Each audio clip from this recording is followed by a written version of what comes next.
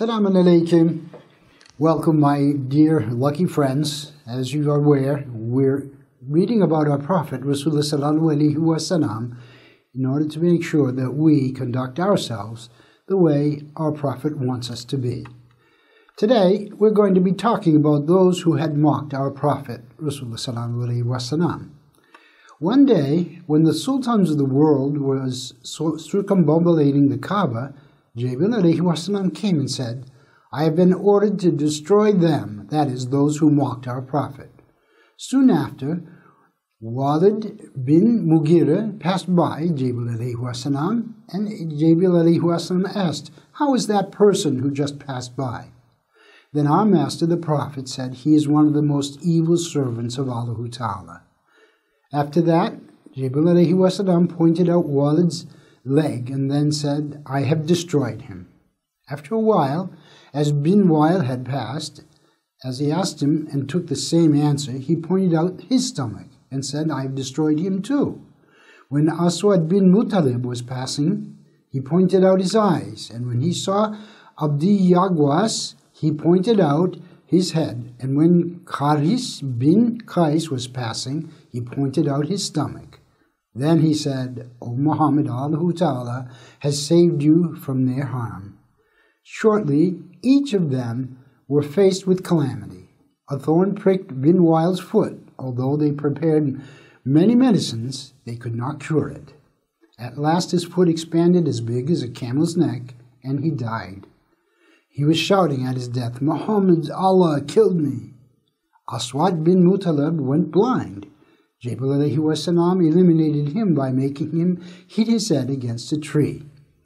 The face and the body of Aswad Abdiyagwas became black when he was in a place called Alaihissalam. When he came back to his home, his family could not identify and recognize him, and they sent him away.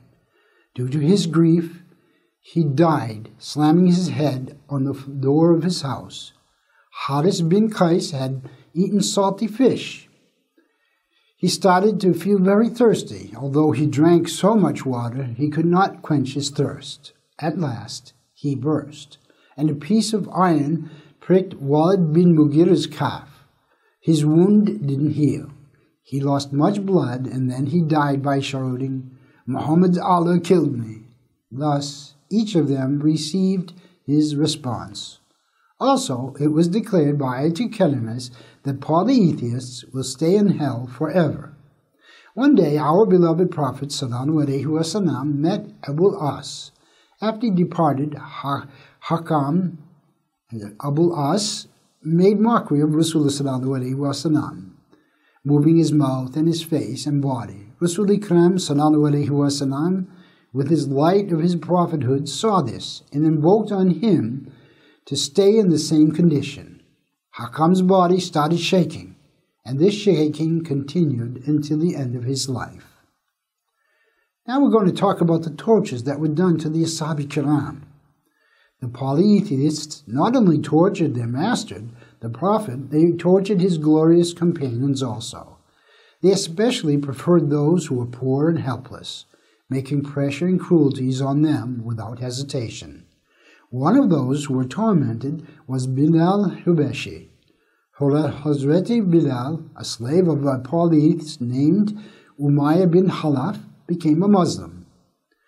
Because of Abu Bakr as-Siddiq among his 12 slaves, Umayyah liked Bilal the most. Therefore, he made him watchman of a shrine for idols. When Hazrat Bilal became Muslim, he repositioned the idols to the position of sajda, that is, for prostration. When Umayyah heard this, he was shocked. He summoned him and asked, Have you become a Muslim?